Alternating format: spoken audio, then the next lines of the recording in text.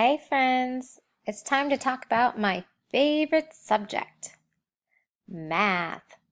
Today we're going to talk about math drawings. Math drawings are a very important tool when you're showing your math work.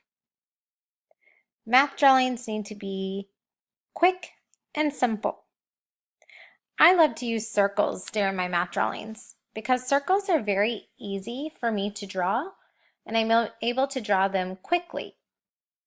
So when I draw a circle, I want to make sure that it is a simple circle where everyone can easily read it and see it.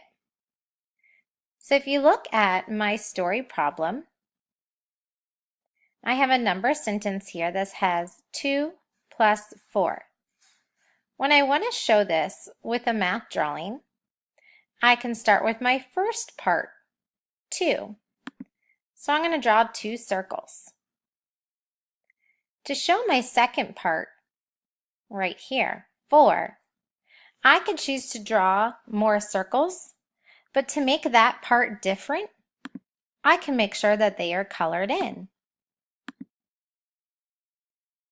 It's also important to, when you're doing your math circles, that you are drawing the 5 group way. That means once I get 5 in a row, I'm going to continue my circles down below. Now I can see in my math drawing that I have 2 and 4 more. Why do you think that we like to draw the 5 group way? Well, it helps us count on so we don't have to count every single circle.